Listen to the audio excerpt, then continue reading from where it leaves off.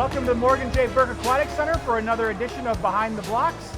Pleased to welcome this week seniors Jack Smith and Khadin Soto. The Purdue men are getting ready to head up to Ann Arbor for a dual meet on Friday at Michigan. Khadin is from Michigan, Jack from the region, Northwest Indiana. And again, seniors that have been with us for 4 years now. Guys, this meet, a little bit different than Missouri. You're kind of going the opposite direction. Missouri was Southwest, this time you're going Northeast. It's a Big Ten duel against Michigan. The women will also be there in terms of the Michigan women are hosting Ohio and EMU, I believe. So tell me a little bit about a Big Ten duel, a straight head-to-head. Is that a kind of meet that you like? You know, you guys have seen Big Ten championships, you've seen Purdue Invitational. Where does just a straight duel rank in your favorite meets, Khadin? I definitely enjoy them more than other meets. It's a good preview for what we're going to get the rest of the season. And normally within the Big Ten, a lot of us being from the area, we know other people on the team. I personally know a fair amount of people, a lot of close friends from back home. Especially being able to go travel to my home state for the first time is going to be really exciting. And we're definitely going to get into more of that. Khadin going back to his home state of Michigan here in a second. But Jack, with the women, at least not the Purdue women, but other women's teams in the mix, there's going to be a full deck like usual Friday. Does that help create more energy? Do you like it versus just a straight men's duel? Yeah, for sure. And like you were saying earlier before the show, our Big Ten championships are also at Michigan's pool this year. And so it'll really help us to get the feel for what the deck will be like when there's a bunch of people there and the warm down pool is a little more cramped than usual. So it definitely helps when there's more teams there because it kind of fills the atmosphere and just builds the energy. And hopefully we'll be able to feed off of that like we did in Missouri, like you were speaking. We were there earlier this season, and it's nice to get some Big Ten action going as our season progresses and to fine-tune some races before our midseason invite up here in a few weeks. So the men had last weekend off while the women went to Rutgers. It was Halloween weekend, which can be one of the funnest weekends of the fall. So give me a little taste of what you guys, did you see a cool costume? Did you do anything fun? I mean, we can keep it PG, obviously, but give me, what was your favorite thing about Halloween weekend? Khadin, let's start with you. It was kind of nice just to hang out with the boys for a weekend, and I enjoyed my costume this year. I went as Anakin Skywalker, which growing up was like my favorite thing ever. Big Star Wars fan growing up, so it was a fun weekend. Jack. Yeah, as you said, Halloween can be a fun weekend, and some of the guys got pretty creative with their costumes. I'd say my favorite was probably Coleman Modlin's idea of there's this video game called Clash of Clans, and they all dressed up, he and two of our freshmen dressed up as barbarians from the game. And it was pretty unique and a cool costume to see for sure. Definitely. Last week we heard Kat Mueller was the nominee for the women's team, loved Halloween more than anybody. Is there a guy that you guys would think of like, man, he really likes Halloween? The person I heard really loved Halloween was Keelan Hart, senior on our team. He said that it was his favorite holiday to me a few days before the holiday last week. Did he dress up? Did you see him, Khadin? Did Keelan rock the costume? He did dress up. I can't really remember what it was at the moment. I don't either, but actually. He was definitely in the spirit of Halloween. All right, short and sweet here. What do you like better now that November's here? Halloween or Thanksgiving? Start with you, Khadin. Probably Thanksgiving, mainly just because I get to go see my family and all my friends. And it's a nice break for the school year. We've been here for a long time. We've been training hard and all that, so it's a nice little break. As someone from Michigan, do you watch the Lions on Thanksgiving? I don't. I've never been a big Lions fan personally, especially it's like never the best, so no. It's not the best to watch. I feel for Michigan people on that front. It is what it is. Thanksgiving or Halloween, what you got, Jack? I'm a big Thanksgiving guy. We have a slew of activities that our family does every year and a bunch of traditions. And it's a great time. I've been lucky to have Keelan Hart also come to my house every year for Thanksgiving so far, and it's been a fun time being able to share that experience with him. All right, so as mentioned, November's here now. That means the Purdue invite is only a couple of weeks away. Well, after this weekend in Ann Arbor, will you guys start gearing up for that? Pretty much right when you get back? I mean, do you expect a rest period to start here?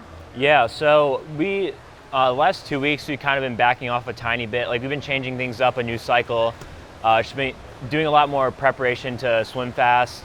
And then after Michigan, we're going to really back it off, about 9-ish days of rest. and everything's been transitioning to help prepare us to race fast. So basically, once we get back from Michigan, we'll just be focusing straight for that. Jack, in your eyes, what's the biggest difference between a November taper rest versus February taper rest? Well, right now we don't want to necessarily come down all the way. We want to make sure that we still have a high level of training in our schedules.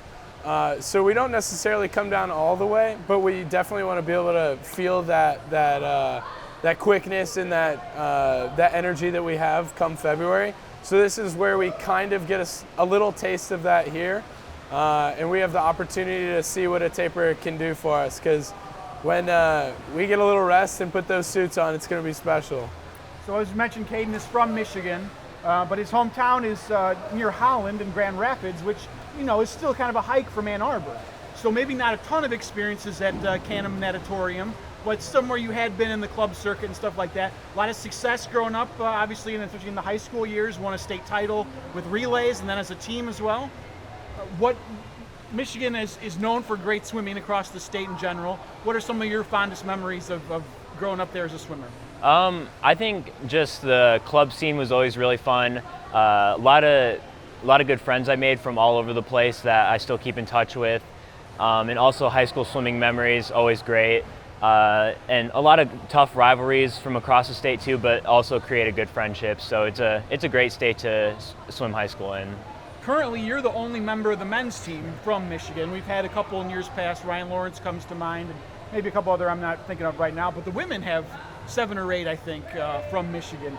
Were there any already connections in the mix there? Did you know any of them before you got here? Yeah, so I pretty much I already knew all of them. A lot of them are from West Michigan.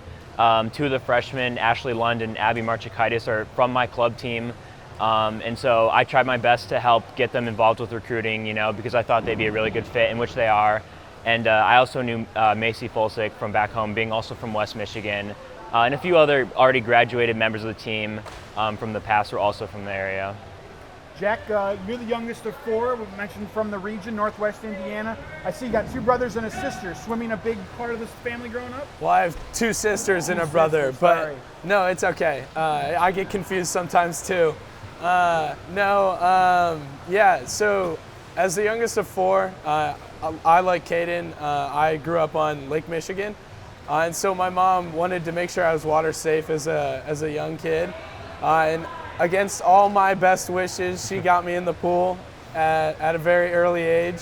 I wanted to play a few other sports, but hey, I guess it worked out.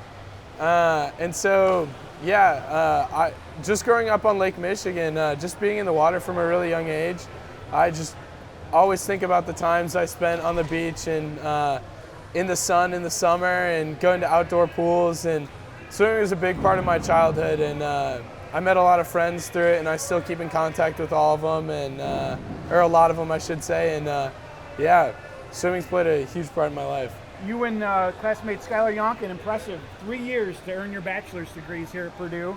That's not easy to do. Supply chain information and analytics, so a tough major on top of it. Was a big part of it coming in with some AP credits? Was it doing summers? How did you do that? Yeah, so I did have a lot of AP and dual credits because I was able to get a lot of credits from a satellite Purdue school, P&W, in high school.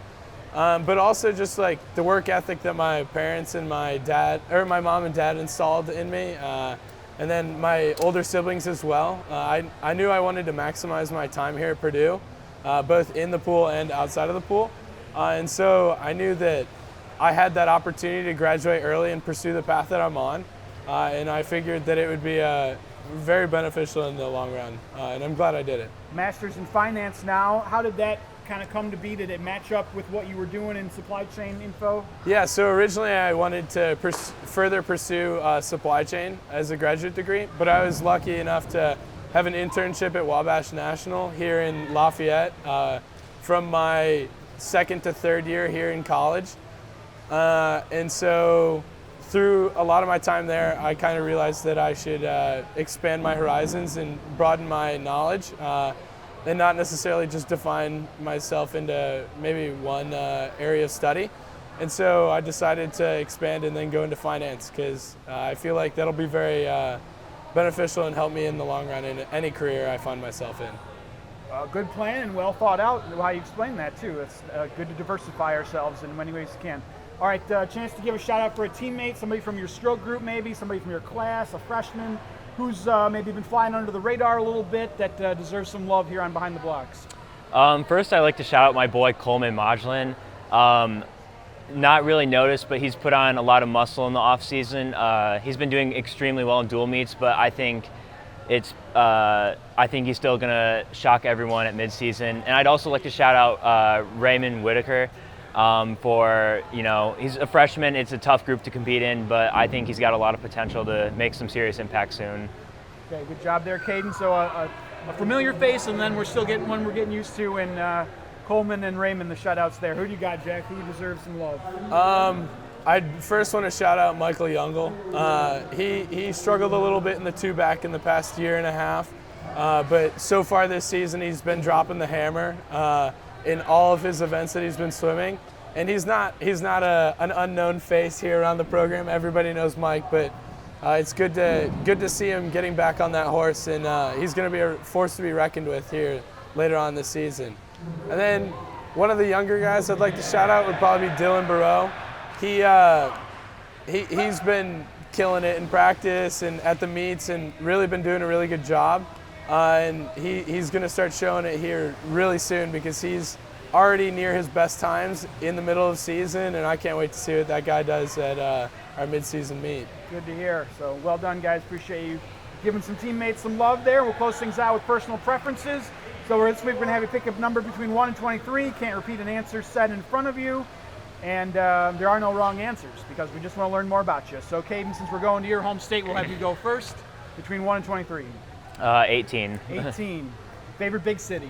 Favorite big city? That's a tough one. I do like the city of Chicago. I haven't really been to that many big cities, but it was a place that I used to go a lot with my family when I was younger to go see some shows. I believe we went to go see the Blue Man Group there once when I was younger. I thought that was really fun. I went there about a year ago with Kendra, and I went to the Lego store, which I thought was really fun. So nice. A lot of cool stuff there. Gotta love the Windy City, Chicago, Illinois. All right, Jack, based on the rules, you can't say that. I don't know if that was going to be your choice. No, that was a good question, though. But I'll go with 13. No, we've got to answer that one. First. That one? Yeah. Oh, Milwaukee. Milwaukee? Yeah, okay. Milwaukee. I, like Khadin, I had the opportunity to go there with my girlfriend a year ago. And it was just a really cool city. I really liked how it was on the river and it led out into Lake Michigan. It kind of reminded me of Chicago, but on a smaller scale. Yep. The riverfront was really beautiful, and definitely a place I could see myself ending up.